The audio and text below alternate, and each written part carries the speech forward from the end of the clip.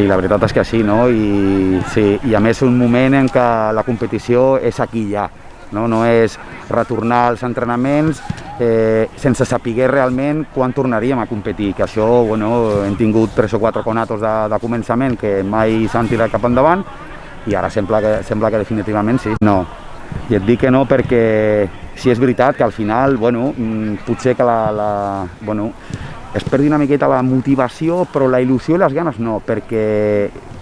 bueno, teníem l'experiència ja de 3 o 4 cops, el que et deia, no?, de conatos de reinici, i sempre hem parlat que, bueno, que la il·lusió no la podien tenir confinada.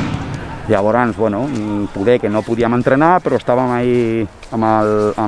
la cohesió grupal i tot això ben a dalt, i preparant-nos el millor que podíem, sobretot a nivell mental, per si es retornava a competir, estar preparats. Bueno, sí, jo personalment és una competició que mai he jugat així, i a més amb un objectiu de guanyar una lliga, no? Llavors, sí, en principi no tens marge d'error o el tens molt minimitzat i a partir d'aquí el que menys errors cometi, doncs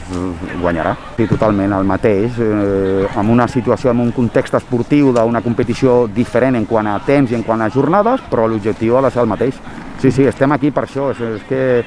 ho teníem clar al juliol i ho tenim clar al març, és així. Després, la competició, ja et dic, ja dictaminarà sentència. Bueno, doncs sí, a part d'equips ja, entre cometes, que partíem amb la vitola de poder ser aspirants a competir al títol de Lliga i l'ascens,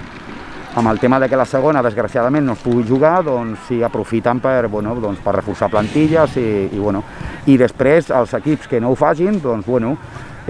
a 17 jornades, a 3 mesos de competició, no trobarem equips que en altres temporades o en temporades normals, equips que a la segona volta ja es desinflen una miqueta o que comencen a no competir igual que al principi, llavors això tampoc ho tindrem. Per tant, cada partit serà, i és un topicazo, però serà així, serà una finalíssima. Sí, doncs després de tant de temps, doncs, bueno, clar, evidentment molts jugadors havien fet poca cosa, com a molt sortir a córrer o amb la facilitat d'algun club, amb el permís del nostre, que ens deixin entrenar per mantenir-nos una mica en forma. Però sí, clar, la sensació d'equip, d'un entrenament habitual com el nostre, doncs bueno, eren quasi noves, perquè després d'uns quants mesos doncs es feia difícil tornar a arrencar ràpid i estar a la mateixa alçada de com vam acabar. Nosaltres aquest any, sobretot,